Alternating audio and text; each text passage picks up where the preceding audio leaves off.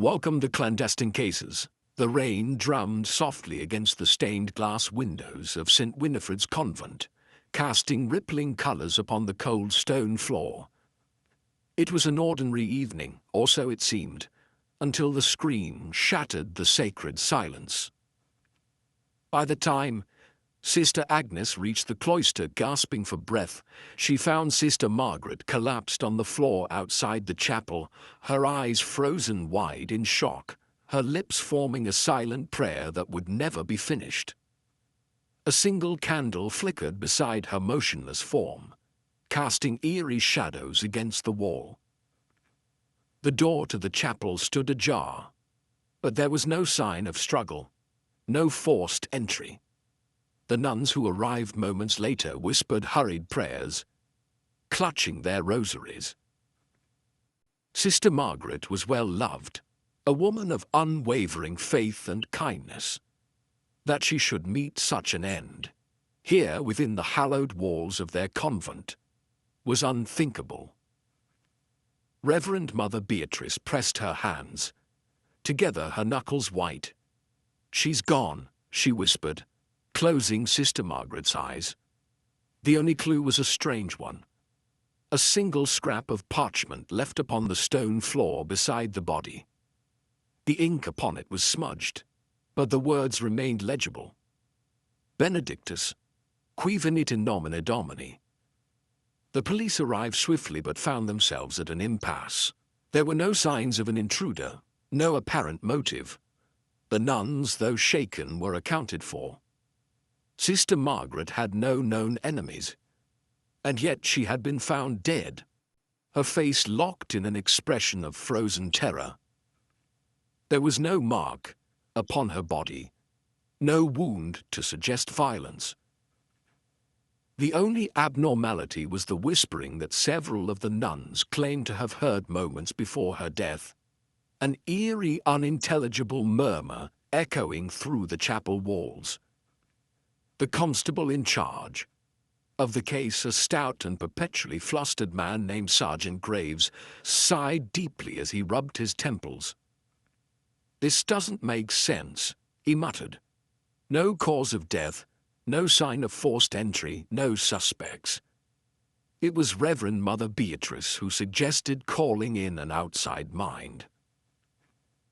"There is a woman," she said hesitantly, as if the very idea of inviting an outsider into their convent was unsettling.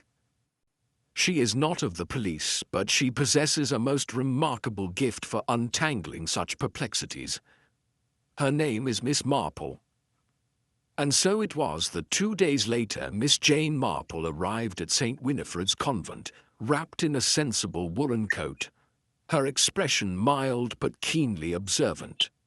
She was greeted with a mixture of curiosity and reservation. An elderly woman with a kindly face hardly seemed the sort to solve a crime that had left even the police baffled. As she stepped inside, she paused, noting the faint scent of beeswax and incense. Her eyes swept over the nuns gathered in uneasy silence, and then to the polished stone floor where Sister Margaret had fallen. A scrap of parchment had been preserved as evidence, and she was handed a photograph of it. She read the Latin inscription aloud, her voice thoughtful. "Blessed is he who comes in the name of the Lord." Reverend Mother Beatrice nodded. "A common passage. It is part of our prayers." Miss Marple's eyes twinkled with something unreadable. "Yes, quite common. And yet a clue is never left without purpose." She moved slowly through the convent, pausing at the chapel door. "Tell me," she said, glancing at the nearest nun, "this whispering that some of you heard, was it a voice you recognized?" Sister Agnes hesitated. It was soft, like a prayer spoken from a distance. But there was something unnatural about it, as if it came from nowhere." Miss Marple nodded, deep in thought. She examined the door, the floor, even the shadows cast by the high-arched ceilings. Then she turned back to Sergeant Graves. "You mentioned there was no sign of a struggle?" "None at all." "Then tell me, Sergeant, do you believe in fear as a weapon?" He frowned. "I suppose fear can be powerful, but—" Miss Marple clasped her hands together, a glint of understanding in her eyes. "I do believe Sister Margaret was frightened to death. But the question remains, frightened by what? The investigation had only just begun." Miss Marple moved with unassuming grace through the convent halls, her keen blue eyes flicking over every detail, every subtle sign overlooked by others. She had spent a lifetime observing human nature, and experience had taught her that the most inconspicuous things often held the greatest significance. Sergeant Graves, trailing behind her, with a mixture of skepticism and obligation, cleared his throat. "I must admit, Miss Marple, I don't see how an elderly woman could simply drop dead from fright. We found no evidence of a struggle, no wounds, no poison. It's as if she just stopped." Miss Marple paused, adjusting the lace cuffs of her cardigan. "Fear, Sergeant, can be as deadly as any blade or bullet. But fear must have a cause. Something she saw, or believed she saw, terrified her beyond endurance. The question is, what?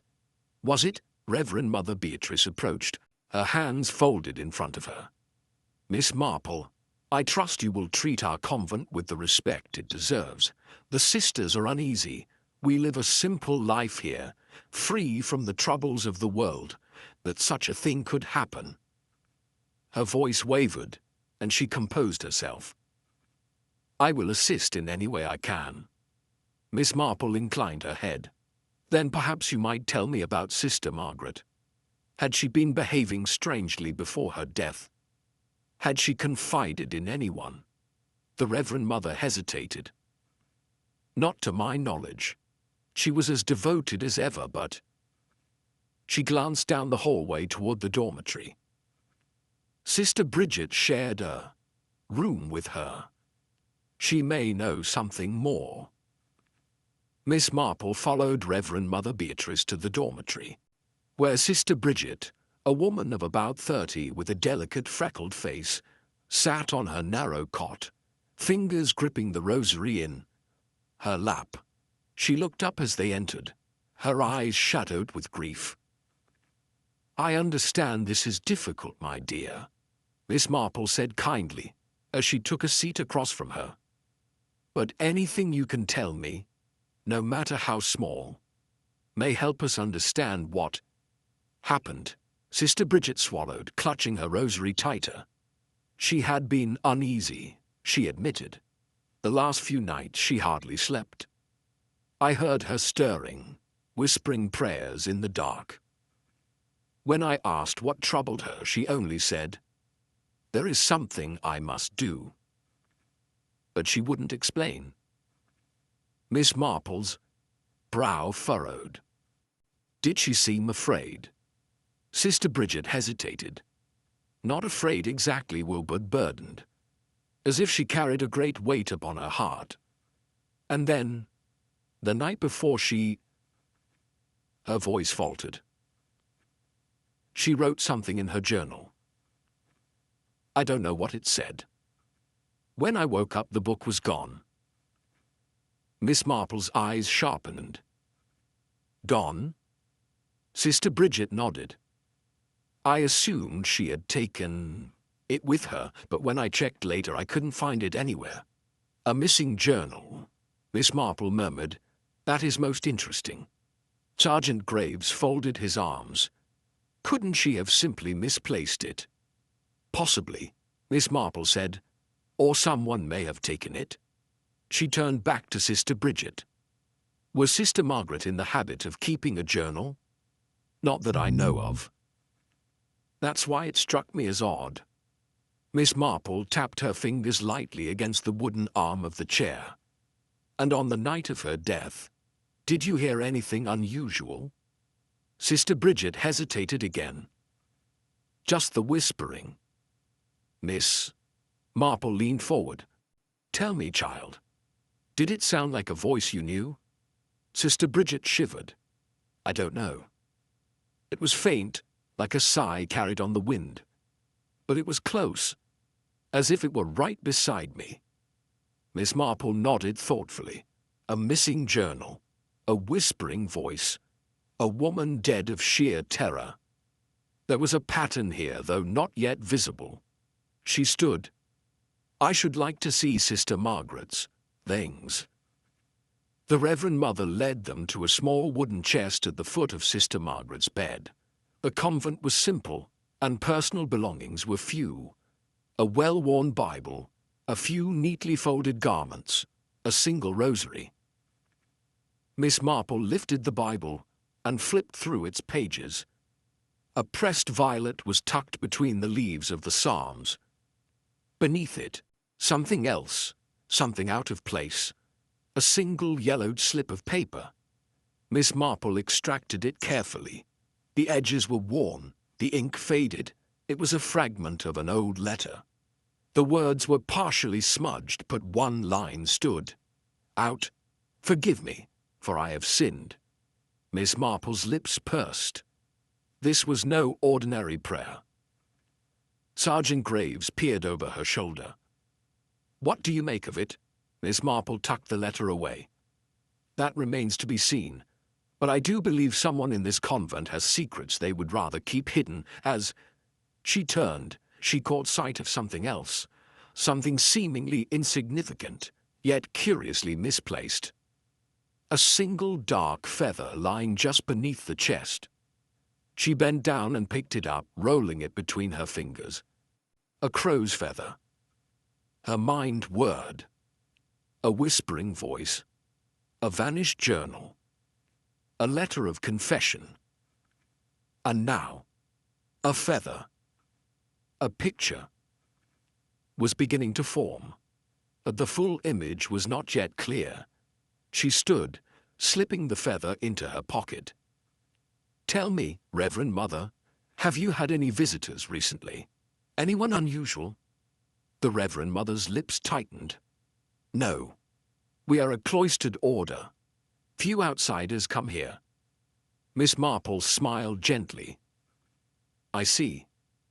Then I suppose the answer must lie within these walls. And with that she turned, her mind already piecing together the next step in the puzzle. Miss Marple sat in the dimly lit study reserved for visitors, her hands folded neatly in her lap as she waited for the first of the sisters to be brought in. A single candle flickered on the desk before her, casting restless shadows along the stone walls. Sergeant Graves, standing stiffly nearby, sighed in mild impatience. I suppose you've a particular method to this, Miss Marple? He asked. Oh, yes, she said mildly, her fingers tracing the edge of the delicate lace on her sleeve. People do have a way of revealing themselves, Sergeant. One simply needs to listen. Reverend Mother Beatrice entered first, composed but weary. She sat across from Miss Marple, hands folded in her lap, and regarded her with quiet resolve. You have been at St. Winifred's for many years, have you not? Miss Marple asked kindly. 32 years, the Reverend Mother replied. You knew Sister Margaret well, then? As well as anyone can know another. Miss Marple nodded, choosing her words carefully. When did you last speak to her? The Reverend Mother's gaze drifted toward the candle. The morning before her death. She had been unusually quiet, though I did not press her. It is not uncommon for the sisters to seek solitude in prayer when something weighs upon them. Did she ever confide in you? A hesitation, subtle but there. She was not one to speak of personal burdens, Reverend Mother said. She carried them with grace. Miss Marple's expression softened. And yet she seemed troubled. A pause. There was something The Reverend Mother hesitated again. 3 nights before she died, she asked me about an old record, one of our parish logs from many years ago. I told her she was welcome to review it, but I never saw her with it. I do not know if she found what she was looking for. Miss Marple filed this away. Do you know what she was searching for? The Reverend Mother shook her head. She did not say. The door creaked open, and Sister Agnes entered. The younger woman looked pale, her fingers working nervously at the beads of her rosary. Reverend Mother Beatrice gave a small nod, excusing herself, and Sister Agnes took the seat across from Miss Marple. You were the first to find Sister Margaret, Miss Marple said gently. Yes. The sister's voice trembled slightly. I heard something. A whisper just before I found her. A whisper, Miss Marple repeated. Can you describe it? Sister Agnes's brows knit together. It was soft, almost like a breath. I could not make out the words. Do you recall seeing anything unusual? Sister Agnes hesitated. No. Miss Marple studied her carefully. Are you quite certain? A flicker of something. Doubt. Fear. The nun pressed her lips together. I may have seen a shadow, she admitted. But it could have been the candlelight. I was frightened. Miss Marple nodded understandingly. Of course, dear, but try to remember. Was the shadow moving? Was there a figure? Sister Agnes shook her head. I do not know. Miss Marple watched her for a moment longer before offering a reassuring smile. That will be all for now, my dear. Thank you. The nun rose quickly, nearly tripping over her robes in her haste to leave. Miss Marple's eyes narrowed slightly as the door clicked shut. Sergeant Graves leaned in. She's hiding something, Miss Marple sighed. Perhaps she simply fears what she does not understand. The next to enter was Sister Bridget. Her hands were steady as she sat before them, but her eyes flicked toward the door as if eager to leave. Miss Marple smiled warmly. Sister Bridget, I wanted to ask you about the journal. The nun's fingers twitched slightly against her habit. I told you. I woke up and it was gone. Miss Marple tilted her head. Did you tell anyone else about it? Sister Bridget shook her head. No, Miss Marple's voice was light, almost conversational. Yet, someone else must have known it existed. Someone who wanted it. Sister Bridget's lips parted slightly, but no words came. Miss Marple regarded her carefully. My dear, I believe you saw something, or suspect something. If you truly wish to honor Sister Margaret's memory, you must tell me the truth. The nun's throat bobbed in a nervous swallow. I think someone was in our room that night. Sergeant Graves straightened. What? Sister Bridget wrung her hands. I woke up briefly. The candle had burned low, but I thought I saw a figure near Sister Margaret's bed. I was half asleep. I thought I must have imagined it. But when I woke in the morning, the journal was gone. Miss Marple's gaze sharpened. And you did not think to mention this sooner? I was afraid, Sister Bridget whispered. And I did not want to accuse anyone. Miss Marple's voice was gentle, but firm. Did you recognize the figure? The nun shook her head. It was only a shadow. Miss Marple considered this. Thank you, Sister Bridget. You have been most helpful. As the nun left, Miss Marple turned to Sergeant Graves. A figure in the night, a missing journal, and a frightened woman. Tell me, Sergeant, Who do you suppose would be so eager to make a diary disappear? Graves scowled. Someone with something to hide. Miss Marple nodded. Precisely.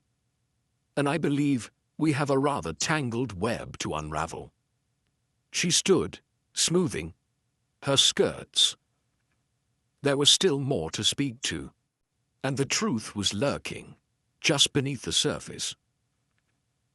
Miss Marple sat quietly in the convent small study, her mind weaving through the strands of the mystery like a seasoned seamstress, unraveling.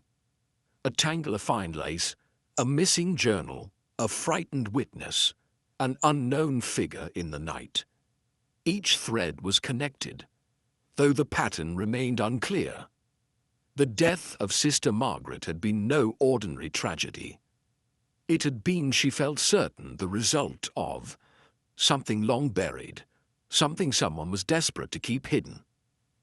Sergeant Graves shifted impatiently. So far, all we know is that Sister Margaret was troubled. Someone took her journal, and someone, perhaps the same person, was in her room that night. Miss Marple gave him a mild smile. But you see, Sergeant, we also know that Sister Margaret was searching for something in the old records, and that suggests a past connection, something she discovered or rediscovered that frightened her. Graves exhaled. So, we're looking for an old sin. Miss Marple's eyes twinkled. I rather think so. And sins, Sergeant, have a way of catching up with people, especially in places where they were thought to be buried. A soft knock interrupted them. The Reverend Mother had returned, her face calm but watchful.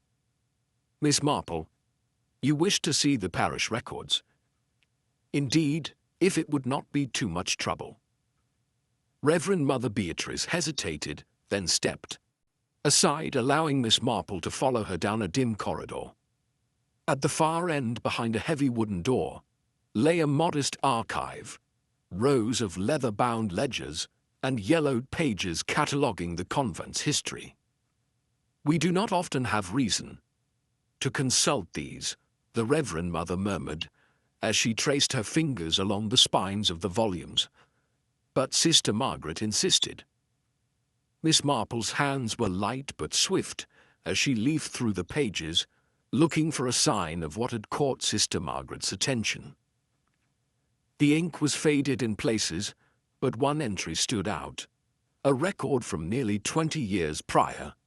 Young woman admitted under uncertain circumstances. No family recorded. Name, Margaret. The last name had been crossed out. Miss Marple tapped the entry thoughtfully. Tell me, Reverend Mother, was Sister Margaret always known by that name? Reverend Mother Beatrice's hands tightened in the folds of her habit. She came to us young, perhaps 17 or 18. I do not know her life before she joined. Miss Marple noted the way her gaze did not quite meet hers. But you suspect, don't you? A long pause. Then finally, a sigh. There were whispers, Reverend Mother admitted, that she came from a troubled past, that she sought refuge. Here, Miss Marple nodded, and now after all these years, she was looking back at that past. The Reverend Mother's lips pressed into a thin line. Yes. Miss Marple's thoughts turned over this new revelation. Sister Margaret had not merely been a nun. She had been someone else before she took her vows, someone whose past had been obscured. As they left the archive, Miss Marple noticed something peculiar. A small thread of black cloth caught on the doorframe. Not the rough weave of a nun's habit, but something finer. She plucked it free, tucking it away before turning back to the Reverend Mother. Tell me, who has access to these records? Only myself and the archivist, Sister Lucille. Miss Marple's eyes flickered with interest. Sister Lucille, Might I speak with her? The Reverend Mother hesitated. She has been unwell these past weeks. A frail constitution. Miss Marple inclined her head. All the same, I should like to speak with her. Sister Lucille was found in her small cell, a gaunt woman with weary eyes. She blinked up at Miss Marple as she entered, her fingers twisting a handkerchief nervously. You have been ill, my dear, Miss Marple said kindly. Yet I understand. You are the keeper of the convent's records. Sister Lucille nodded slowly. Yes, though I have not been well enough to attend them lately. Miss Marple studied her carefully. Do you recall Sister Margaret coming to see them? A hesitation. Then a slow nod. She was looking for an old entry. I did not ask why. Miss Marple's voice was soft, coaxing. And yet, the journal she kept vanished. Do you know anything about that? A flicker of fear in Sister Lucille's eyes. No. Miss Marple leaned forward slightly. Someone was in her room that night. Sister Lucille swallowed hard, her fingers tightening around the handkerchief. You are afraid, Miss Marple said gently, and I believe I know why. You too have seen something, haven't you? The woman let out a shaky breath. I saw someone leaving the archives late that night. Miss Marple's heart quickened. Who? Sister Lucille shook her head. I could not see their face, but they were wearing a cloak, dark, not like the habits we wear. Miss Marple considered this, the black cloth she had found on the doorframe. A figure in a cloak moving through the convent unseen. Someone who did not want their presence known. She reached out, patting Sister Lucille's hand reassuringly. You have been most helpful, my dear. As she left, Sergeant Graves fell into step beside her. So, we've got a missing past, a missing journal, and a mysterious figure creeping about in the night. Any thoughts? Miss Marple's lips curved faintly. Many.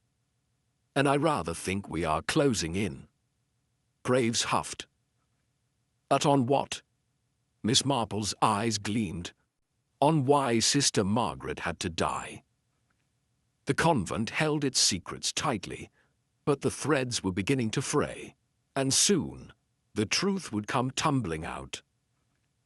The convent had settled into its usual silence, but the hush carried a different weight now, a breathless expectation that the mystery would soon unravel. In the dim glow of candlelight, Miss Marple and Sergeant Graves stood in the Reverend Mother's study, where a collection of evidence, notes, statements, and small but telling objects had been carefully arranged. The missing journal had yet to surface, but the revelation of Sister Margaret's past had shifted the course of the investigation. Then came the interruption.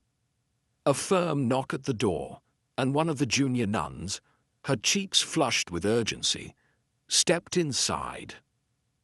"Pardon me, Reverend Mother," she said breathlessly, eyes darting between them. "There has been a discovery." Miss Marple and Graves exchanged a glance before following the young woman down a narrow hall and into the convent's small storage chamber.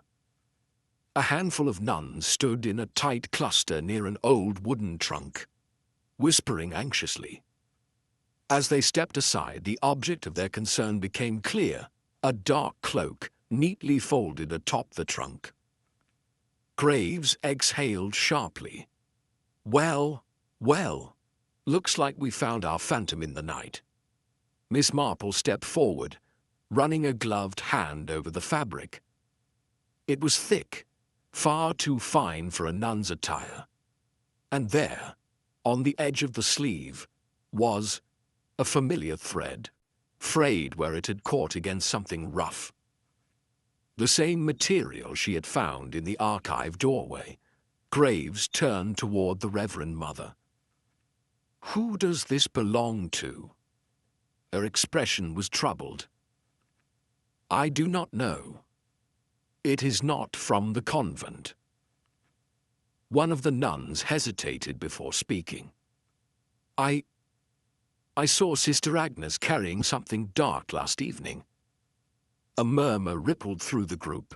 Sister Agnes, the nervous young woman who had first discovered the body.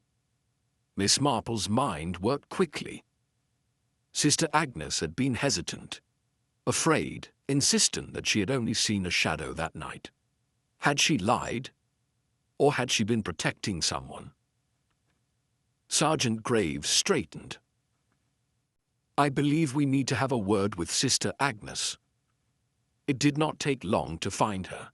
She was kneeling in the chapel, fingers twisted in prayer, though her hands trembled as they rested against the wooden pew. When she looked up and saw them standing there, her eyes widened in alarm. Sister Agnes, Graves said firmly, we need to speak with you. She rose slowly, her face pale. Of course.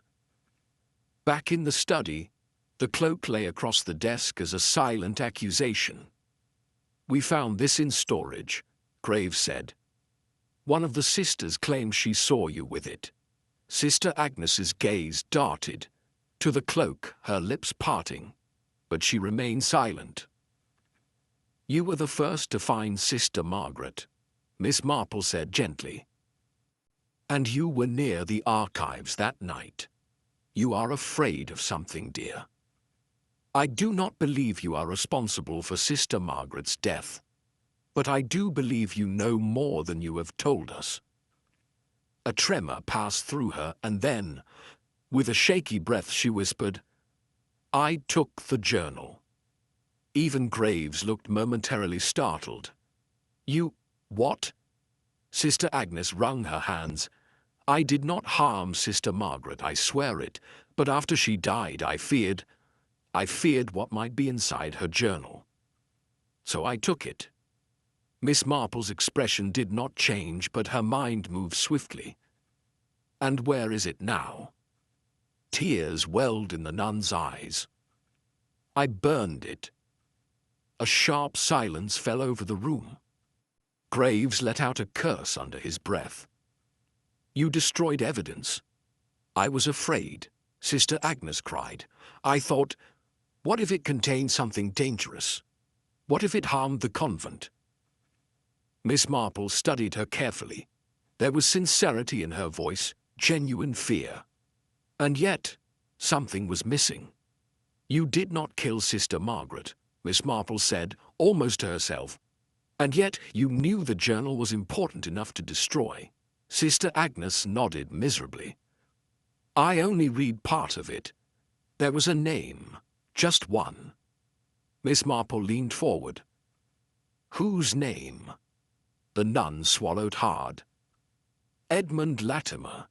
The Reverend Mother gasped. Graves turned sharply. Who is Edmund? Latimer? The Reverend Mother's hands tightened at her sides. A man long gone from this place.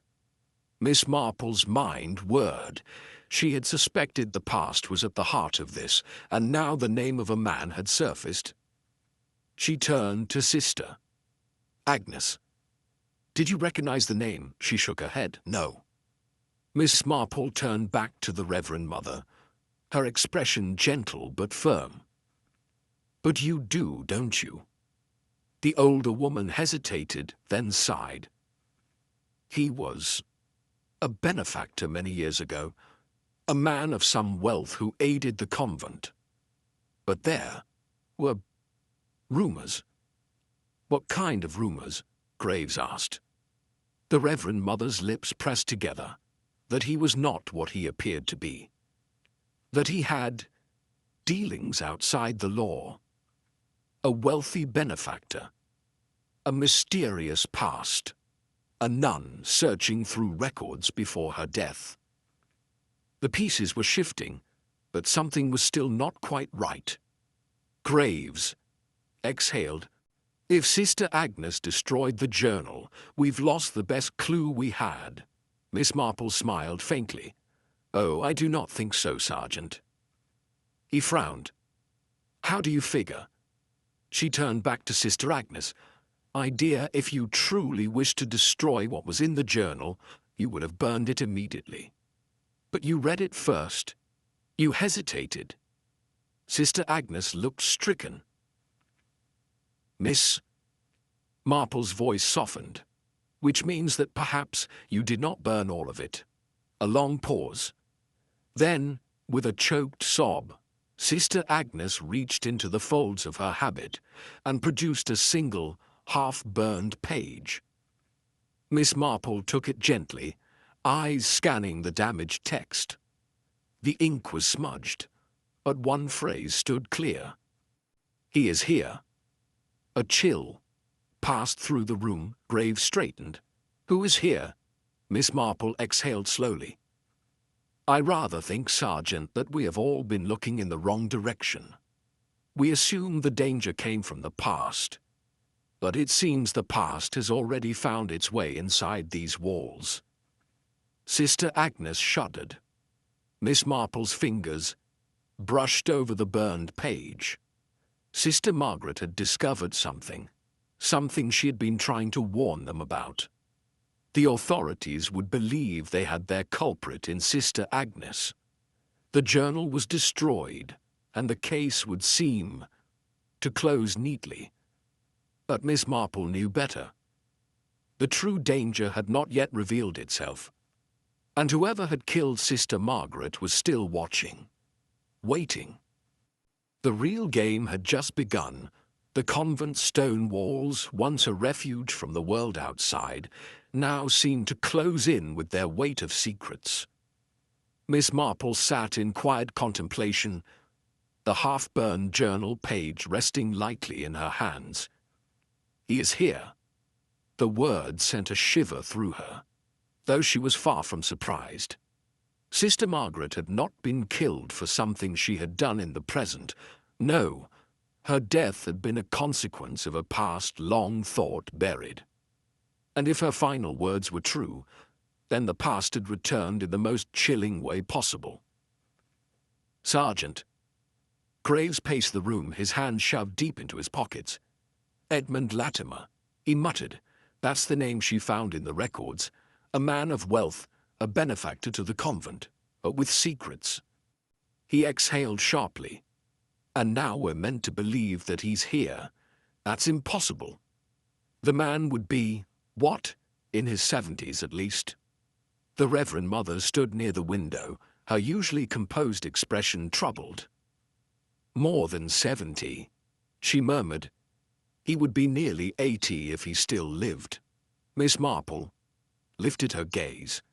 Did you ever meet him personally, Reverend Mother? A pause, then a slow nod. Once, long ago. Miss Marple studied her carefully. And you say there were rumors? The Reverend Mother turned, clasping her hands before her. There were whispers, yes, but nothing that could ever be proven. He donated generously to the convent, paid for the repairs to our chapel, funded the orphanage we once ran. But some said his money came from unsavory dealings. Miss Marple nodded. She had known men like Edmund Latimer before. Wealthy, well-connected, with pasts conveniently obscured by power and influence. But even the most carefully buried secrets had a way of resurfacing. Sergeant Graves frowned. If he's alive, where has he been all these years? And more importantly, why would Sister Margaret's interest in him get her killed now? Miss Marple's fingers traced the edge of the burned page. Perhaps she found something more than just his name. Perhaps she found something, or someone. The words hung in the air. The thought was unsettling. If Latimer was truly here, in some form or another, then his past had already entwined itself with the convent. A knock at the door made them all turn. One of the younger nuns hesitated in the doorway, her eyes wide with uncertainty. "Pardon me, Reverend Mother," she said hesitantly. "But Sister Anne has asked for Miss Marple. She says it's urgent." Miss Marple rose at once, smoothing the folds of her cardigan. "Then I shall not keep her waiting." Sister Anne had been one of the quieter figures throughout the investigation, neither avoiding nor volunteering information, simply watching. She stood now in the cloister's garden, the wind tugging at her veil, her fingers nervously twisting the rosary at her waist. Miss Marple approached with a warm but expectant expression. "You wish to see me, sister?" The younger woman nodded, quickly glancing around before speaking in a hushed voice. I was afraid to say anything before, but I think I remember something that might be important." Miss Marple encouraged her with a gentle nod. Sister Anne took a breath. "It was many years ago, before I took my final vows. There was a man, a visitor. He came to the convent once, asking questions about a child who had been left in our care. I remember because he was unsettling. He spoke with a kindness that did not reach his eyes." Miss Marple listened intently. "A child?" Sister Anne nodded. "One of the orphans? A boy? The record should have his name, but I remember him as Gabriel." The name landed like a stone in the pool of Miss Marple's thoughts. A forgotten child. A man searching for him. A nun who had uncovered something that led to her death. The pieces were slowly shifting into place. "What happened to the boy?" she asked. Sister Anne hesitated. "He disappeared." Miss Marple's eyes sharpened. "Disappeared?" "He was adopted. That's what they told us. But no one ever came to claim him." A strange hush fell over the garden. Miss Marple's mind was racing. If Edmund Latimer had been searching for a child all those years ago, and that child had vanished under mysterious circumstances, then perhaps Sister Margaret had found the truth of what really happened to him, and if he was here, in the convent. The answer struck her with quiet certainty. She turned back to Sister Anne. "This man who came asking about the child, did you ever see him again?" The nun hesitated. I don't know. He had a scar just above his eyebrow, I remember. That." Miss Marple inhaled sharply. A scar. A small but defining feature, a feature she had seen before. She turned swiftly and began walking, her pace brisk. Graves, who had been watching from a distance, fell into step beside her. "Where are we going?" "To find the man who has been hiding in plain sight," she said. Graves frowned. "Who?" Miss Marple didn't answer. She had already suspected that Sister Margaret's death had been committed not by an outsider, but by someone who lived among them. Someone whose past was entwined with the convent's history.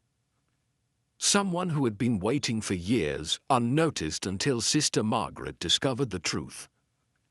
She stepped into the corridor, her gaze sweeping across the few figures moving within. And then she saw him. Brother Thomas. The quiet, unassuming lay brother. The man who had come to the convent years ago seeking a life of service. A man whose past had never been questioned because he had asked for so little. Miss Marple moved toward him, watching as his eyes met hers. And in that fleeting moment, something flickered there. Recognition. She stopped before him, her voice soft but unyielding. Or should I say, Gabriel? A sharp, startled breath. Sergeant Graves stiffened beside her. Brother Thomas Gabriel stood frozen for only a moment before something in his expression shifted. His shoulders straightened, and for the first time, Miss Marple saw not the humble servant, but the man beneath, a man with a past he had spent his life hiding. Miss Marple tilted her head slightly. "You have been here all along, haven't you?" A beat of silence. Then finally a slow, quiet reply. "Yes." The past had never truly left the convent. It had been living within its walls the entire time.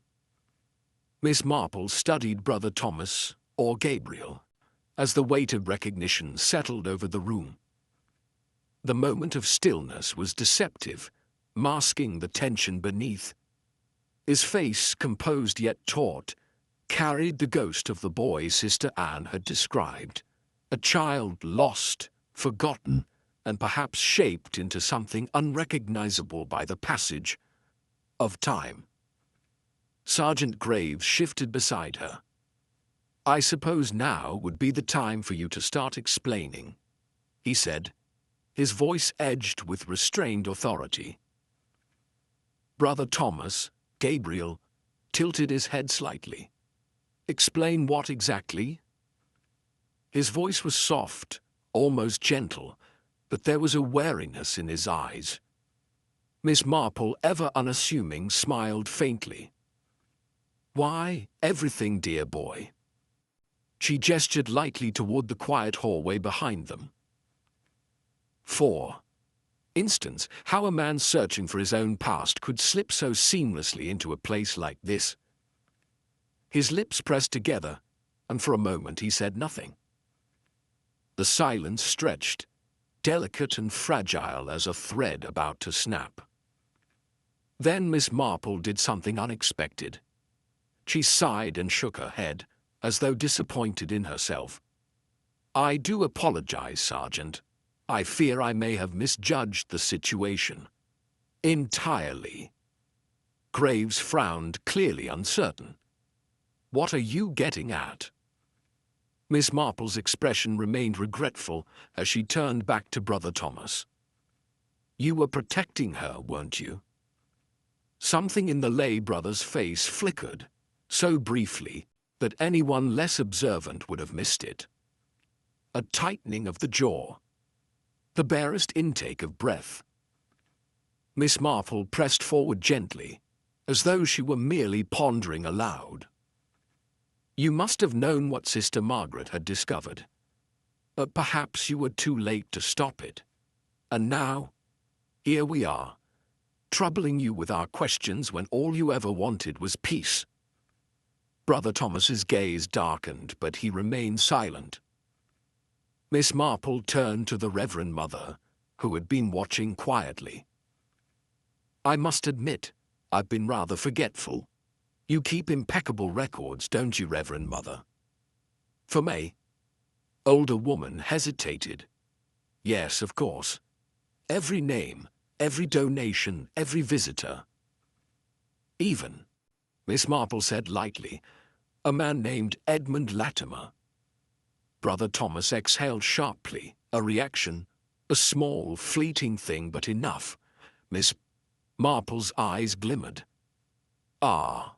Brother Thomas turned slightly away, as if collecting himself. But Miss Marple had seen enough. She had used the name of Edmund Latimer not as an accusation, but as a test. And now she had her answer. Brother Thomas, Gabriel, was not merely connected to the past. He was the past. And he had spent years hiding in plain sight, waiting for the day when no one would remember what had been taken from him. Sergeant Graves, who had caught on as well, folded his arms. "You knew the name." Gabriel said nothing. Miss Marple clasped her hands together. "Oh, my dear, you must see that the truth is unraveling itself whether you wish it to or not. You have spent so long concealing it, but I'm afraid deception cannot last forever." Gabriel's jaw clenched. his hands resting at his sides flexed almost imperceptibly. Miss Marple, ever gentle, took a small step closer. "You see, I have a rather foolish habit of paying attention to things that others ignore, and I noticed something very peculiar earlier. A simple thing, really, but one that gave you away entirely." Gabriel's eyes flickered toward her. Miss Marple tilted her head. "Your hands." Sergeant Graves frowned. "His hands." Miss Marple smiled. "Oh, yes. A man's hands often tell the truth his lips do not. A lifetime in a convent, especially in the work of a lay brother, would leave its marks. Calluses, roughness, the signs of labor. But Gabriel's hands—" She studied them once more, as if confirming her own suspicions. "They are too careful, too controlled." Graves stared at them now as well. "What does that mean?" Miss Marple's voice was soft. "It means that our dear brother Thomas is not merely a man of God, he is a man who has lived 2 lives. Gabriel's expression was unreadable. Miss Marple continued, "And I believe Sister Margaret uncovered something that made her very dangerous to you. Not because she wished you harm, but because she knew." A silence fell. The wind outside rattled the old glass of the convent windows. Gabriel's fingers twitched, and then finally he spoke. "She wasn't supposed to find it." His voice was low, distant, as if speaking to himself rather than to them. Graves took an instinctive step closer. "Find what?" Gabriel closed his eyes briefly. "The letter." Miss Marple's pulse quickened. "A letter?" Gabriel inhaled, sharply. "I wrote it. Years ago. Before I came here. I thought it had been destroyed." His voice was strained, his careful mask beginning to crack. "But somehow, it found its way back." Sergeant Graves took a firm stance. "And what exactly did this letter say?" Gabriel swallowed. "It named the man who took everything from me." His voice hardened. "Edmund Latimer." Miss Marple studied him with quiet sympathy. "And Sister Margaret found it." A nod. A slow, weary nod. "She came to me," he admitted. "She said she had something important. Something that would change everything. But when she showed it to me, I knew. I knew that if anyone else saw it, my past would be dragged into the light." Graves pressed forward. "And so you killed her?" Gabriel's head snapped up. "No." A beat of silence. Miss Marple, watching him closely, nodded. "You're telling the truth." Gabriel exhaled shakily. "I confronted her, yes. I begged her to forget what she had found, but she wouldn't." He closed his eyes. "She was alive when I left her." Miss Marple turned to Graves. "Then we are still missing a piece." Gabriel's lips parted slightly, as if about to say something. But then from the hallway, a quiet sound echoed. A footstep, halting just beyond the door. Miss Marple's sharp eyes darted toward it. Someone had been listening. And suddenly, she knew. The true murderer was still waiting in the shadows. The sound of the footstep outside the door sent a ripple of awareness through the room. Miss Marple's sharp gaze flicked toward it, while Sergeant Graves moved swiftly, yanking open the door. The dimly lit hallway stretched ahead, empty, but for the faint flicker of candlelight against the stone walls. A distant door clicked shut. Graves stepped out, scanning both ends of the corridor. Someone was listening. He muttered. Miss Marple, ever composed, clasped her hands. And I do believe they heard rather more than they should have. Gabriel, his face pale but steady, exhaled. If they've been eavesdropping, they know the letter exists. The Reverend Mother's face tightened. That letter should never have remained in the convent. Miss Marple turned back to Gabriel. You last saw it with Sister Margaret. Yes, he said. She had it in her hands when I left her room. Graves narrowed his eyes. And when you found her body? Gabriel hesitated. It was gone. Miss Marple sighed. Which means someone took it before we ever arrived. Graves turned, sharply on his heel, stepping briskly down the corridor. I'll search her quarters myself. If that letter is still in this building, I'll find it. Miss Marple followed at a steady pace, her mind already whirring through possibilities. It was clear now that Sister Margaret's death was not a simple matter of secrecy or fear. Someone had acted with deliberate intent, ensuring that the truth she had uncovered was buried along with her. And now, that same someone was moving swiftly to eliminate any remaining traces. By the time they reached Sister Margaret's quarters, the door was ajar.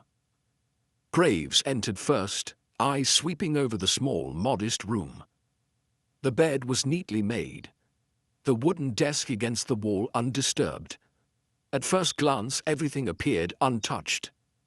But as Miss Marple stepped inside, her sharp eyes noticed something at odds with the otherwise orderly scene. The drawer of the desk ever so slightly open. Graves noticed it too and immediately pulled it fully out, empty. Gabriel stepped forward. It was here. His voice was certain. When she showed it to me, she took it from that very drawer. Miss Marple, undeterred, turned toward the bedside table. She reached for the single candle sitting atop it, lifting the base carefully. A fine dusting of paper ash clung to the wood beneath. She looked up at Graves. Someone was in this room, not long ago. Graves's jaw tightened.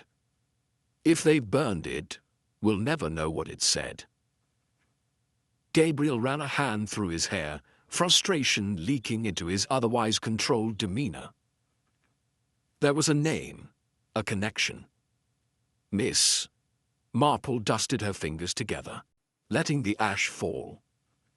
And whoever took that letter wants to make certain we never find out who else was involved. Just then, a sharp cry echoed from the hall. Graves was the first to react, stepping quickly back into the corridor. A nun stood a few feet away, pale and shaken, clutching at her habit. The archives, she stammered. Miss Marple stepped forward, her heart quickening. What about the archives, my dear? The nun swallowed hard. They've been ransacked. Graves didn't wait. He turned sharply and strode down the corridor with Miss Marple and Gabriel close behind. When they reached the convent's small archive room, the sight that met them was undeniable. Drawers pulled from their slots, stacks of papers overturned, a small pile of ash in the corner, the remnants of something burned hastily and without care. Graves knelt, sifting through the papers that had been discarded. Parish records, donation lists, correspondence. He exhaled sharply. Someone was looking for something specific. Miss Marple's gaze traveled across the room, her mind assembling the pieces. No, she murmured. Someone was removing something specific. Gabriel's expression darkened. They're covering their tracks. Miss Marple nodded. The letter alone was not enough. Whatever Sister Margaret found, it must have been linked to the convent's own records. Graves clenched his jaw. And now it's gone. Miss Marple surveyed the chaos with quiet resolve. Not necessarily. Gabriel looked at her sharply. You think something was overlooked? Miss Marple smiled faintly. Oh, my dear boy. No one is ever quite as thorough as they believe themselves to be. She stepped forward, moving carefully among the scattered papers, her fingers skimming over them lightly. Then she paused, tilting her head at a small folded sheet wedged between the fallen drawers. She plucked it delicately and unfolded it. For a long moment she simply studied it. Then she handed it to Graves. His eyes moved over the words, his brow furrowing. This is a record of a visitor. Gabriel leaned in. What visitor? Graves exhaled. Edmund Latimer. A ripple of silence passed through the room. Miss Marple's voice was soft but certain. He was here. Gabriel's hands clenched. That means he... Miss Marple nodded. Yes, he was part of this. Graves folded the paper carefully, his mind already shifting into action. Then it's time we found him. But Miss Marple, ever thoughtful, glanced once more at the disarrayed room. Someone had gone to great lengths to destroy the truth. And that meant one thing was certain. The real killer was growing desperate. A gust of wind rattled the convents. Stone windows, as Miss Marple folded her hands over her handbag, her sharp eyes fixed on the name written on the crumpled visitor's log. Edmund Latimer, the missing link. The very moment they had begun closing in on the truth, it had been erased. First the letter, then the archives. The killer was not simply covering their tracks. They were watching, reacting, anticipating. And now, they had been forced to act again. A heavy silence settled over the room. Gabriel's face was pale, his mind racing. If Edmund Latimer was here, then he must have spoken to Sister Margaret. She must have discovered something so dangerous that she had to be silenced. Graves nodded grimly. We need to find Latimer before whoever's behind this gets to him first. Miss Marple adjusted her shawl. And yet, I fear it may already be too late. Before anyone could press her on this ominous statement, the convent's heavy bells tolled, a deep and resonant chime that sent a shiver through the cold walls. But it was not the usual measured rhythm of the evening prayers. This was an alarm. A cry echoed from outside. Graves was the first to react, dashing toward the courtyard. Miss Marple followed, moving swiftly despite her age. Gabriel, his face tense, was close behind. As they reached the archway leading to the convent's small garden, a cluster of nuns stood in a tight, fearful circle, their habits shifting in the cold wind. And at the center of it all, sprawled at the base of the convent's old stone well, was a man's body. Graves stepped forward, kneeling beside the figure. The man's dark overcoat was sodden from the damp earth, his face turned away, but there was no mistaking the limp stillness of death. Gabriel exhaled sharply. Is it? Graves turned the man's face toward them. Miss Marple's breath hitched. Edmund Latimer.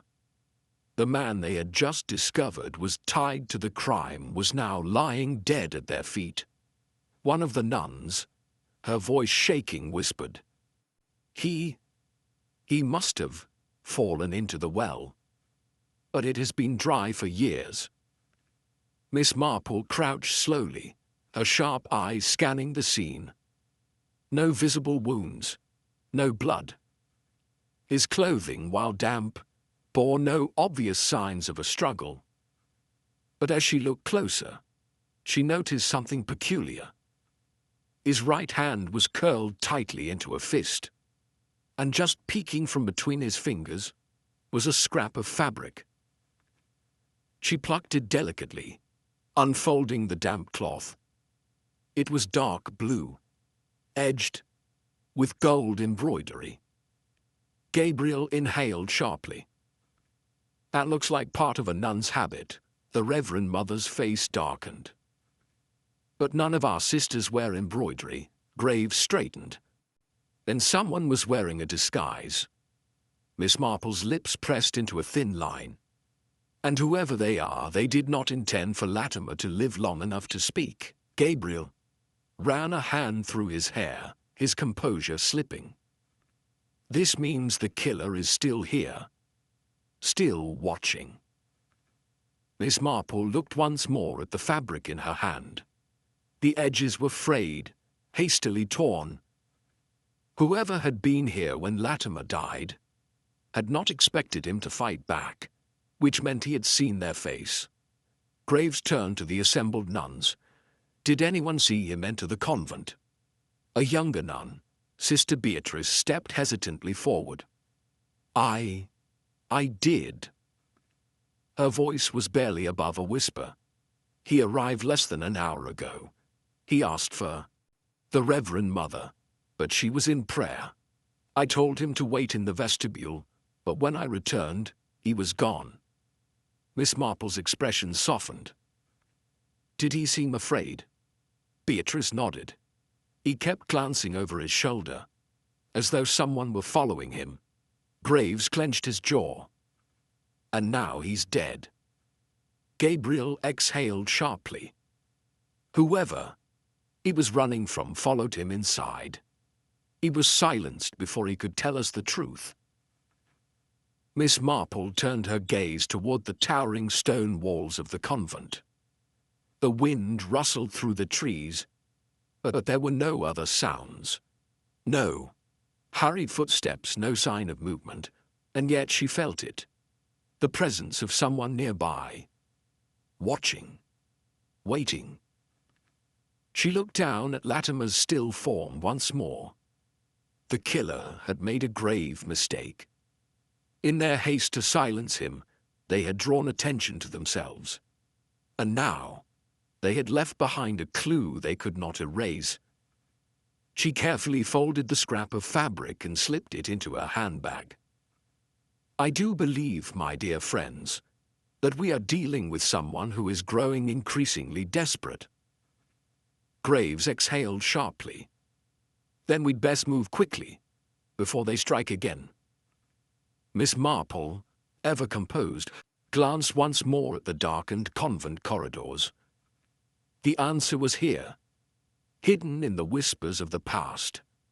And now, the race was on to uncover the truth, before the killer claimed another life. The convent had settled into a hushed, uneasy stillness. The nuns had retreated, murmuring prayers in the chapel for the soul of Edmund Latimer. But the atmosphere was thick with something beyond grief, fear. Someone among them, or close enough to move freely in their world, was a murderer. And they were watching. Miss Marple, seated in a quiet alcove near the cloister's edge, let her fingers brush over the scrap of dark blue fabric in her handbag. The convent's nuns wore only black and white. This embroidery was foreign to their habits. The answer was here.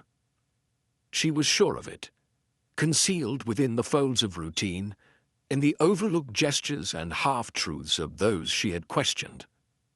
Gabriel paced before her, his mind racing. This wasn't random. Whoever killed Latimer had been following him for some time.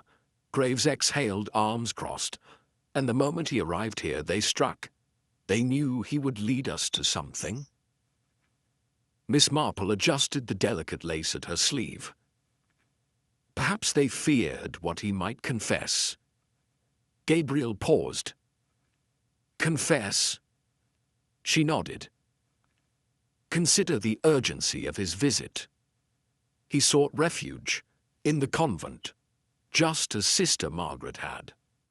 Her voice remained gentle but firm, and he was silenced before he could say why.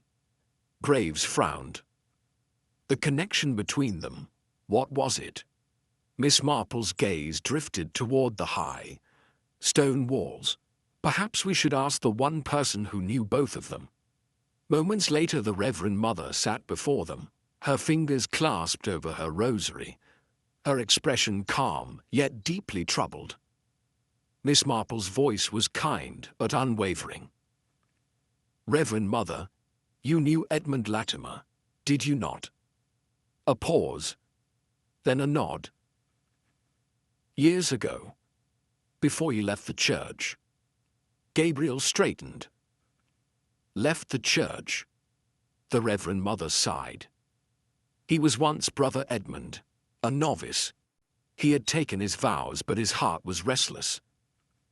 Miss Marple's lips pressed together. "And did Sister Margaret know him from that time?" The Reverend Mother hesitated, her eyes searching the past. "Yes, but only briefly. He left before she arrived. It is strange. She never spoke of him to me." A silence fell. Graves was the first to speak. "Then why was he here now? And why was he afraid?" Miss Marple's mind turned over the pieces like a delicate tapestry, looking for the frayed edge, the loose thread that would unravel the entire design. An embroidered scrap of fabric, a frightened man returning to a place he had abandoned, a nun who kept secrets even from her own sisters. And suddenly, a pattern began to emerge. She turned to the Reverend Mother once more. "Forgive me, but I must ask. Was there ever another woman who left the convent under unusual circumstances? Someone who might have known both Edmund Latimer and Sister Margaret?" The Reverend Mother stiffened slightly, and for the first time, a shadow passed over her serene features. "There was one," she admitted, "many years ago." Gabriel leaned forward. "Who?" The Reverend Mother lowered her gaze. "Sister Anne." Miss Marple's breath caught.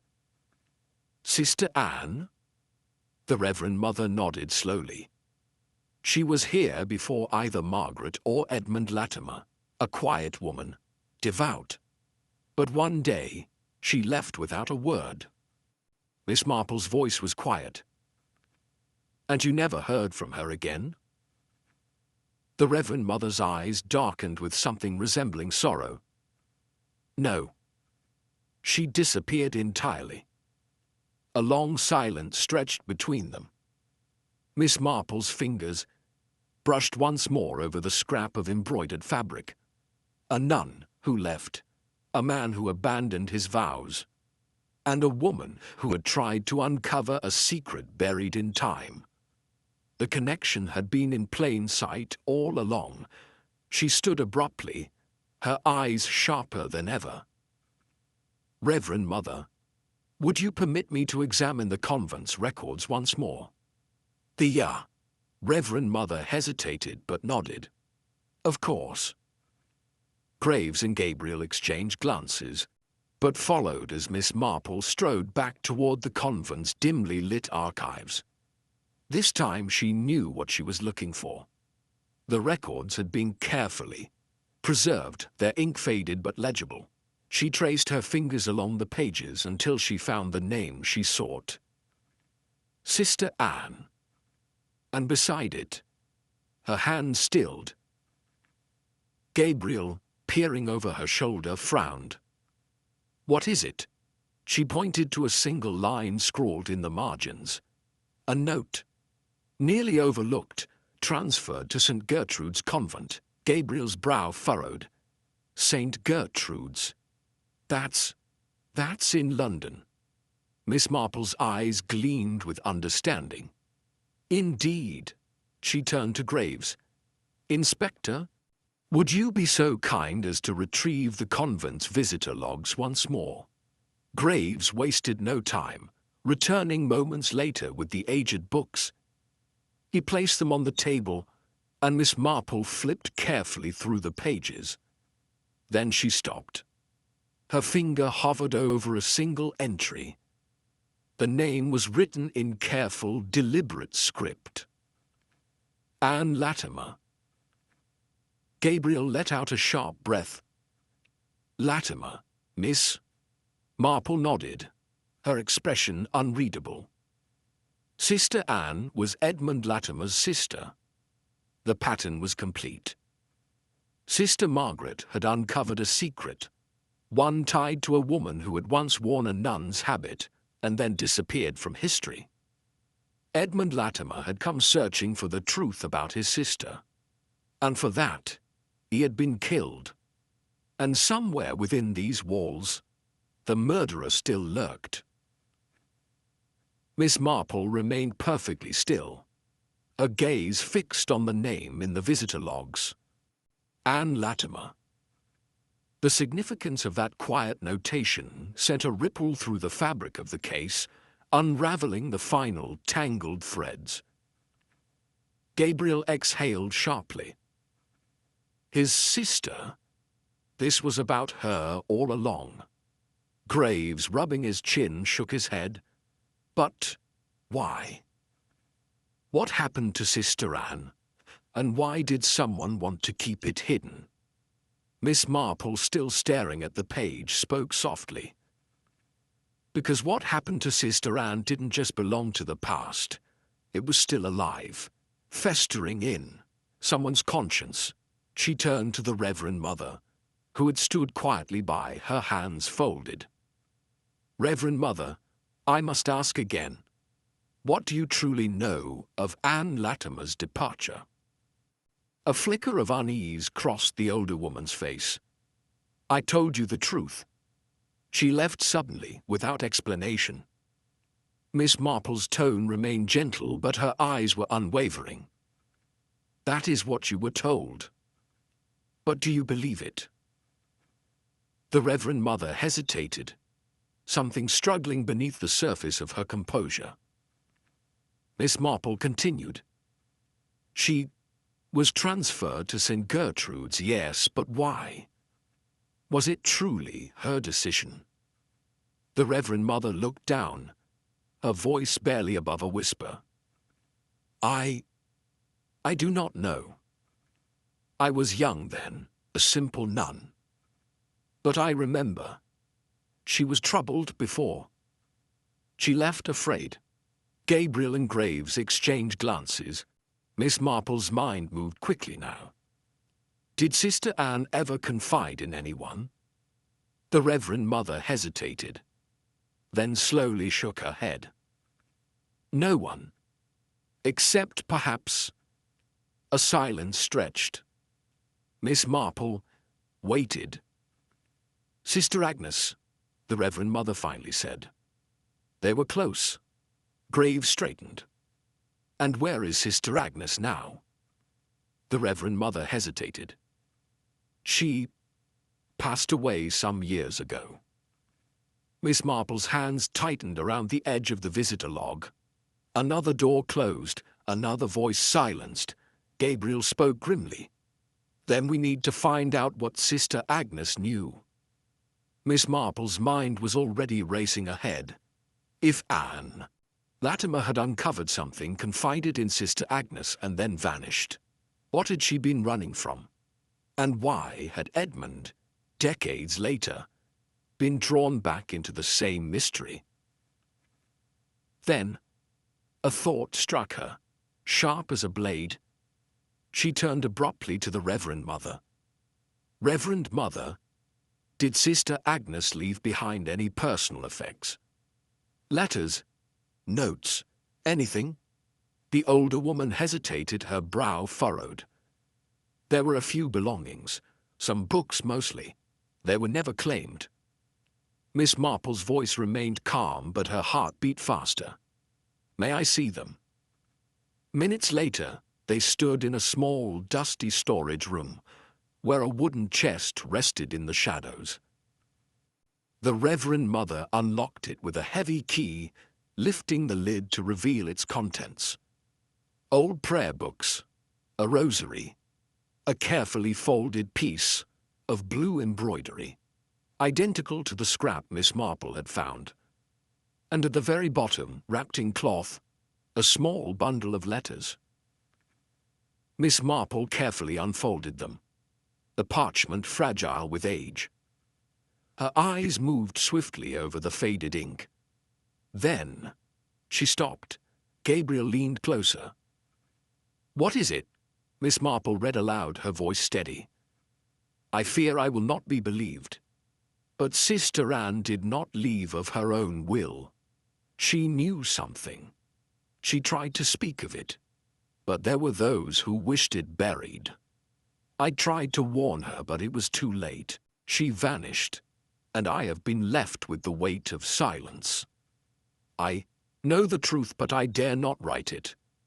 There are those who still watch even now. I will carry this secret to my grave, unless someone is brave enough to listen." A hush fell over the room. Graves swore under his breath. She was silenced, and so was Latimer. Miss Marple traced the last line of the letter, her voice soft. "And the person responsible has been here all along." Gabriel tensed. "Who?" Miss Marple exhaled slowly, folding the letter with great care. "Someone who was here when Anne Latimer disappeared.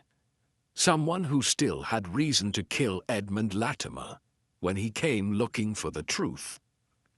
She turned to the Reverend Mother. "There is one last record I must see, the list of those who resided in this convent at the time Sister Anne vanished." The Reverend Mother, pale but composed, nodded. "I will fetch it at once." Minutes later, the old ledger lay open before them. Names, dozens of them. Miss Marple's finger moved down the list. Then she stopped. A single name. She tapped it gently. "There." Graves frowned. "That name. It's—" His voice trailed off, his eyes whitening. Gabriel inhaled sharply. "It can't be." But Miss Marple only nodded, her expression filled with quiet certainty. "Oh, but it is." Because in that moment, the final veil had been lifted. The crime had never been about revenge, greed, or a simple cover-up. It had been about something far deeper, about fear, about the desperate need to bury a sin so terrible it had haunted its keeper for decades, and that keeper was still among them, watching, waiting, but not for much longer. Miss Marple sat in the convent's dimly lit library, her hands folded neatly before her. Across from her, the Reverend Mother sat rigid, her eyes darting toward the heavy oak door, as if expecting it to burst open at any moment. Graves and Gabriel stood nearby, silent but alert, their presence adding to the quiet weight pressing down on the room. The convent had grown eerily still. The nuns had been ushered away, the corridors empty save for the distant toll of the evening bell. There was a sense of waiting, of inevitability, as though the walls themselves knew that the truth was about to be unearthed at last. The name in the ledger had not lied. The person responsible for Anne Latimer's disappearance, and for Edmund Latimer's murder, was still here, and they would come soon. Miss Marple's gaze never wavered from the open doorway. She had asked for the suspect to be sent for, and now it was simply a matter of patience. She had seen this moment many times before. The last, desperate act of a cornered mind. Soft footsteps echoed down the hall. Slow, measured. A shadow flickered against the stone wall, then stepped forward. Sister Benedict. The old nun moved with deliberate grace, her hands clasped before her. The lines of her face were unreadable, her dark eyes calm as they settled on Miss Marple. For a moment, no one spoke. The weight of decades pressed between them. Miss Marple gestured to the empty chair across from her. "Please, Sister Benedict, sit." The nun did not move. "Why have you summoned me?" Miss Marple's voice remained gentle. Because we both know why Edmund Latimer had to die. A flicker. So slight, so brief, that most would not have noticed it. But Miss Marple did. Sister Benedict's fingers tightened around the edge of her habit. I have no idea what you mean. Miss Marple leaned forward slightly. Don't you? Silence. Miss Marple continued, her voice soft but unyielding. He came here searching for answers. Not about his inheritance, as everyone believed, but about his sister. Anne Latimer never left this convent of her own accord. Something happened to her. Something terrible, and someone made certain it was never spoken of again. Sister Benedict's expression did not change. But her body, so still, so composed, was betraying her. A flicker of breath too fast, a shift of her stance, the weight of years pressing down. Miss Marple's voice did not rise, did not accuse. It merely laid the truth bare. Edmund Latimer's death was not about money, nor was it about revenge. It was about silence, about burying something that could not be allowed to surface. A pause, and then the final stroke. Miss Marple placed the fragile letter from Sister Agnes upon the table.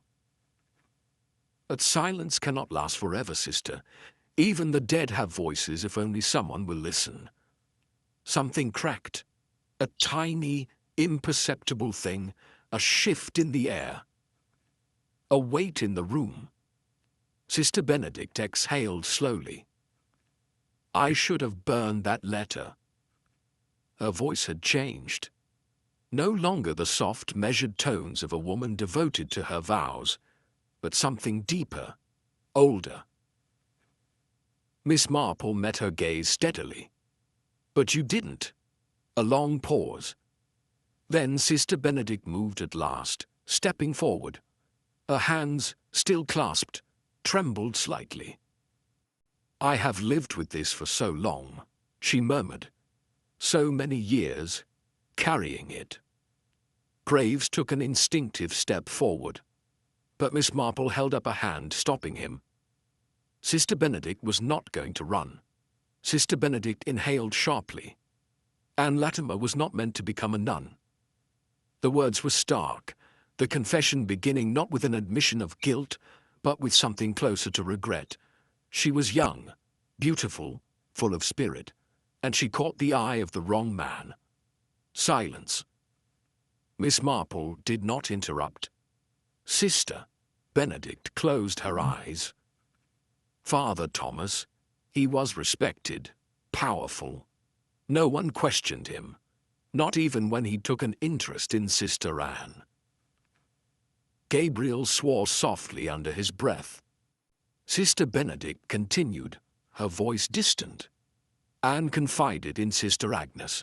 She was frightened, she wanted to leave, but there was nowhere to go. And when she tried to speak out, her voice broke for the first time. They silenced her. Miss Marple's hands tightened in her lap. Who? Sister Benedict opened her eyes. They were rimmed with something ancient, something shattered. The Mother Superior, Father Thomas, and myself. A sharp inhale from Graves. Sister Benedict swallowed hard. I was young. I believed I was protecting the convent, protecting our order. I told myself that we could not let scandal destroy everything we had built. So I did nothing. And when Anne Latimer disappeared, I let the silence bury her. She let out a hollow laugh. She was sent away. To St. Gertrude's, they said. But that was a lie. Miss Marple's voice was barely a whisper. Where did she go? Sister Benedict's lips trembled. She never left. The words hung there, frozen. Gabriel took a step forward. You mean? Sister Benedict exhaled slowly. She was buried in the old garden, under the roses. A terrible hush fell over the room. Miss Marple closed her eyes for a brief moment. The whispering nun had never left. She'd been crying for justice all these years. Her voice carried in the winds, in the echoes of a mystery no one dared to. Graves moved toward Sister Benedict, but she shook her head. "There is no need," she murmured. "I will not fight. I've been a prisoner of my own making for too long." Miss Marple regarded her with a mixture of sadness and quiet understanding. Sister Benedict turned her gaze toward the darkened window. "I hear her sometimes, you know, in the night, in my dreams." A faint smile touched her lips. "Perhaps now she will let me rest." The door opened, and the constable stepped inside. Graves nodded grimly. Sister Benedict did not resist as they took her away. Miss Marple sat in silence, staring at the old faded letter upon the table. Gabriel let out a breath. "It's over." Miss Marple turned to him, her voice soft but firm. "No, my dear. It is only now that it is truly beginning." For the first time in decades, the whispering nun would finally be heard. Miss Marple sat in the convent's quiet parlor, the weight of the evening pressing heavily upon her. The truth had been unearthed, and justice had at last reached Sister Benedict, yet something gnawed at the edges of her mind, a lingering whisper just out of reach. The case should have felt complete, but instead it felt unfinished. Graves poured himself a cup of tea from the convent's old silver set, the delicate clink of porcelain breaking the silence. "You should be pleased, Miss Marple. The confession was as clear as day. Sister Benedict admitted her part in Anne Latimer's death, and the police will find the remains beneath the roses before morning." She nodded absently, stirring her own tea without drinking. Across from her, Gabriel watched her carefully, his sharp journalist instincts noting the tension in her normally composed features. "You're troubled," he said quietly. Miss Marple looked up, her pale blue eyes thoughtful. "It all fits together so neatly, doesn't it?" Gabriel frowned. "You don't think she did it?" "Oh, she did it, dear," Miss Marple assured him. "Or at least she was part of it. But does that mean she was the one who killed Edmund Latimer?" Graves set his cup down sharply. Miss Marple, she all but admitted it. She knew why he had to die. He was asking questions about his sister. She realized the truth was close to being exposed. Miss Marple nodded. Yes, that was certainly her motive. But that is not quite the same as saying she wielded the murder weapon herself. The room fell silent. Gabriel leaned forward. "You think there's someone else?" Miss Marple sighed, her spoon coming to rest in her cup. "Oh, my dear boy, I rather think there must be." Sister Benedict had lived under the weight of her guilt for years, but her crime was silence, not violence. She had done nothing to stop what happened to Anne, and she had allowed the lie to fester. But when I confronted her, she surrendered to the truth. She was exhausted by it. A woman like that does not kill in a moment of desperation. She has been drowning in guilt for decades. But murder, that requires a different kind of heart. Graves stood pacing. Then who else could it be? Miss Marple let out a soft breath, as if brushing dust from the edges of a thought. The murder of Edmund Latimer was swift, cold, professional. A man with no known enemies, a brother searching for his sister's fate, struck down before he could expose the truth. But what if the real culprit had nothing to do with Anne Latimer at all? Gabriel frowned. But that was the entire reason Edmund was killed. Miss Marple's expression remained placid, but her voice sharpened. That was the reason we assumed. A pause. Graves turned slowly. Then what was the real reason? Miss Marple gazed toward the darkened window. I believe it's time we spoke to Reverend Mother once more.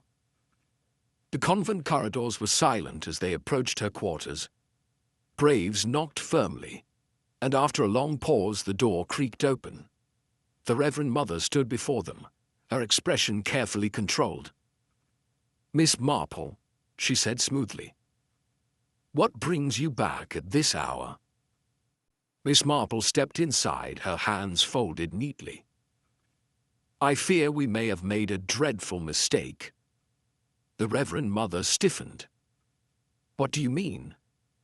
Miss Marple walked past her, settling herself into the chair beside the fireplace.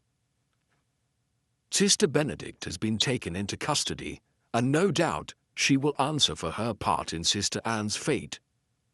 But I have been asking myself something rather important. Did Sister Benedict ever actually lay eyes on Edmund Latimer before his death? The Reverend Mother's eyes flickered.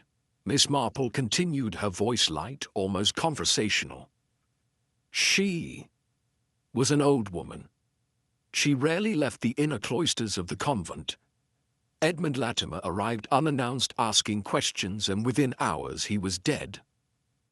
But who knew he was coming? Who understood that he was about to uncover a secret buried for decades? Silence.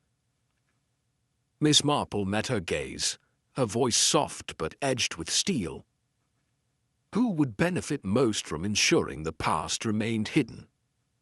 The Reverend Mother exhaled through her nose, her posture not shifting. This is nonsense. Miss Marple smiled faintly. Is it?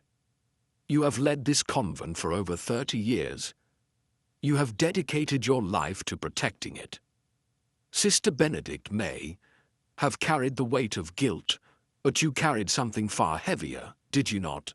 A muscle twitched in the Reverend Mother's jaw. Miss Marple's voice was gentle, almost sorrowful. You knew what had been done to Anne Latimer. You were part of the deception, and you knew that if Edmund uncovered the truth, the reputation of this convent would be ruined. Graves' expression darkened. You were the one who ordered Edmund's murder. The Reverend Mother's lips pressed together. You have no proof. Miss Marple's hands remained steady in her lap. I rather think we do. She reached into a handbag and withdrew a small leather-bound book. The ledger from your office. Sister Benedict admitted that she should have burned the letter from Sister Agnes. But someone else did burn something, didn't they? She turned the book gently, revealing the faint charred edges of a missing page. The Reverend Mother's face finally changed. A flicker of something deep and sharp in her eyes. Miss Marple continued, her voice quiet. It wasn't just Anne Latimer's secret buried in the garden. It was yours. A pause. Then the Reverend Mother smiled. A thin, brittle thing. You are very clever, Miss Marple. Miss Marple's expression remained serene. Thank you, dear. I do try. The Reverend Mother stepped back as if measuring her next move. Graves stiffened, ready to intercept her, but she did not run. She simply exhaled, looking suddenly, terribly tired. I did what I had to do, she murmured. Edmund would have destroyed everything. Gabriel shook his head. No, Reverend Mother. The only thing that was ever truly destroyed was Anne Latimer. She closed her eyes, a long silence stretching between them. Then, finally, she opened. them and nodded. "I suppose," she said softly, "that silence is no longer an option." The door opened behind her, and the waiting constable stepped inside. Miss Marple watched as they led her away, her expression unreadable. Gabriel let out a breath. "Now it's over." Miss Marple stirred her tea once more, taking a small sip. "Yes," she murmured, and for the first time in years the convent was silent. But not with the weight of buried secrets. Only the quiet peace of the past finally laid to rest. As the Reverend Mother was led away, the hush of the convent settled like dust after a storm. Outside, the first light of dawn crept across the sky, casting long shadows through the arched windows. The case was closed, or so it seemed. Gabriel exhaled sharply, running a hand through his disheveled hair.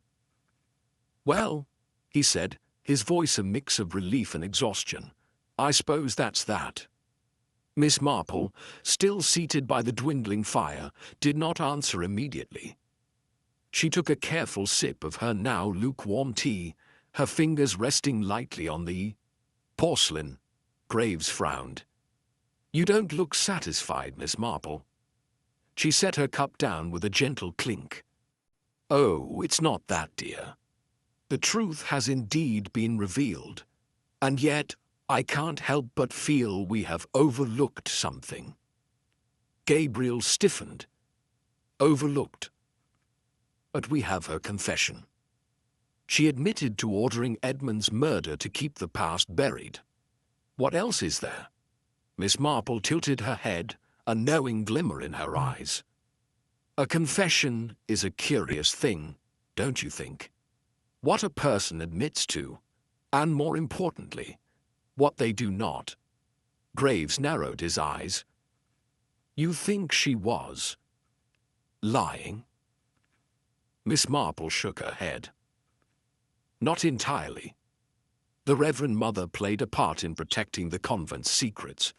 She was willing to do terrible things in the name of preservation. But there is a question that remains unanswered, one that troubles me greatly." She let the silence stretch just long enough for them to lean in before she spoke again. "Who wielded the knife?" Gabriel blinked. "She ordered the murder. Someone carried it out." Miss Marple nodded. "Yes. And I do not believe that person was Sister Benedict, nor was it the Reverend Mother herself.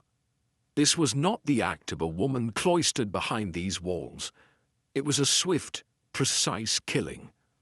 And yet we assumed that because the motive was within the convent, so was the murderer." A chill settled over the room. Graves exhaled. "Are you saying the real killer is still out there?" Miss Marple folded her hands in her lap. "I'm saying that we must ask ourselves a final question. If the Reverend Mother wanted to silence Edmund Latimer, who did she trust to do it?" Gabriel turned toward the door as if expecting someone to appear. "Someone outside the convent." Miss Marple sighed. "Perhaps not entirely outside. Someone who could move freely, who would not raise suspicion. Someone who was loyal to the Reverend Mother, but not bound by the same moral hesitations." Graves straightened suddenly, his face darkening. "The groundskeeper." Miss Marple smiled, though there was little warmth in it. "Very good, Colonel. The Reverend Mother could not have simply called upon any assassin. She needed someone with a reason to obey without question." Gabriel swore under his breath. Philip Warren. He was the only one who could come and go without raising suspicion. And now, he turned to the window, eyes scanning the misty garden below. "He's gone, isn't he?"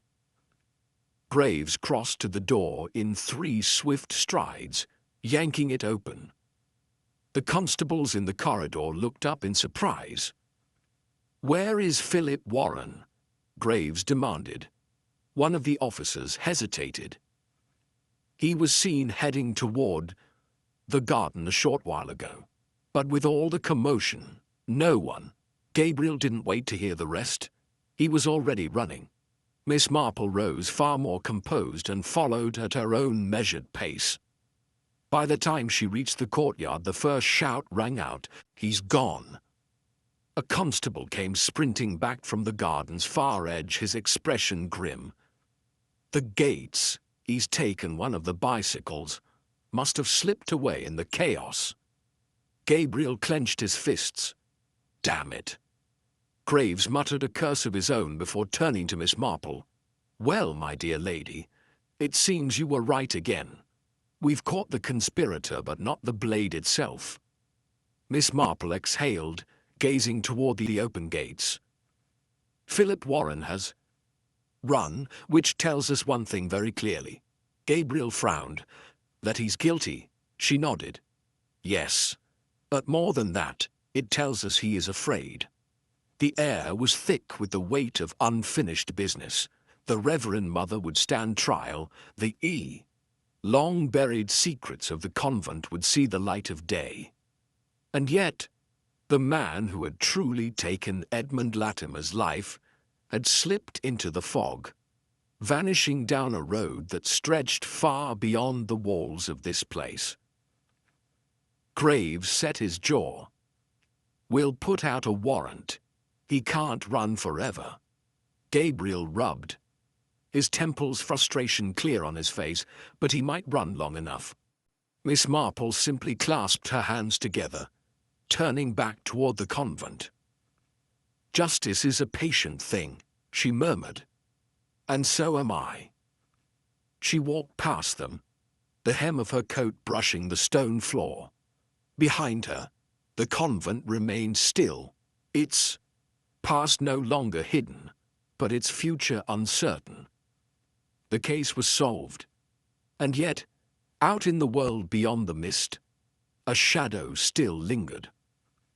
The wind had picked up by the time Miss Marple stepped beyond the convent gates, the hem of her coat fluttering, as she took a measured breath of the crisp morning air.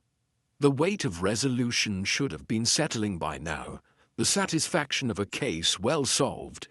And yet, as she looked toward the road where Philip Warren had vanished, something clung to her thoughts. A whisper of unfinished business. Gabriel fell into step beside her, his boots crunching softly against the gravel. "I should be relieved," he admitted, his voice low, as though reluctant to disturb the quiet that had settled. "The Reverend Mother will answer for her crimes. Warren will be found. It's only a matter of time." Miss Marple clasped her hands before her. "Perhaps." Gabriel glanced at her. "You don't sound convinced." She smiled slightly, though there was little mirth in it. "Oh, I have every confidence that justice will find Philip Warren. He is a man accustomed to hiding, but the fear in his flight will be his undoing." "No, dear, it is not him I'm thinking about." Gabriel frowned. "Then what?" She looked back at the convent, its weathered stone walls standing resolute, as they had for generations. The Reverend Mother was willing to protect her secrets, yes. But people like her do not act in isolation. She had Warren to carry out her deed, certainly. But I find myself wondering just how deep her network of protection truly ran. Gabriel stopped, turning fully toward her. "You think there's someone else?" Miss Marple let out a soft breath, looking up toward the highest window where a lone candle flickered dimly against the pale morning. "Not another murderer, no, but I wonder if, even now, someone within those walls is already setting things back in order. A place like this, its secrets may have been disturbed, but they are not so easily discarded." A silence stretched between them before Gabriel sighed. "You mean to say the convent will protect its own?" She gave a small nod. "Yes. And what, I wonder, will be rewritten in the days to come. Gabriel's mouth tightened. If that's the case, there's nothing more we can do. Miss Marple tilted her head slightly, considering. Perhaps not. But mysteries have a way of lingering, my dear. As if to prove her point, the heavy doors of the convent creaked open behind them, and Sister Benedict stepped forward. The young woman hesitated, her hands clasped tightly in front of her, the stark black of her habit fluttering against the morning breeze. Gabriel noticed her first, his expression shifting into something unreadable. "Sister Benedict," he acknowledged. Miss Marple merely watched as the nun approached, the stiffness of her movements betraying the weight of her thoughts. "You are leaving," she said, her voice soft but clear. Miss Marple smiled gently. "Yes, my dear. The case is closed." The nun hesitated. Her fingers twisted together once, then stilled. "Then you are satisfied?" Gabriel lifted an eyebrow. "Are you?" The question caught her off guard, and for the briefest moment something flickered in her gaze. Something Miss Marple recognized all too well. Doubt. Sister Benedict swallowed. "The Reverend Mother," she confessed. Miss Marple inclined her head. "Yes." Another pause. And then, just barely above a whisper, "But not to everything." Gabriel straightened. "What do you mean?" Sister Benedict hesitated, her knuckles whitening as she clenched her hands together once more. Then, as though afraid of her own words, she looked away. "Nothing," she murmured, "nothing at all." She turned then, retreating quickly back toward the convent, her footsteps light but hurried. The door closed behind her with the finality of an ending. Miss Marple watched her go, a quiet understanding settling in her chest. Gabriel exhaled sharply, shaking his head. "What do you make of that?" Miss Marple's smile was faint, knowing. "Oh, my dear boy," she murmured, eyes glinting with something unreadable. "Some mysteries, you see, never truly end." And with that she turned toward the waiting car, stepping forward into the morning light.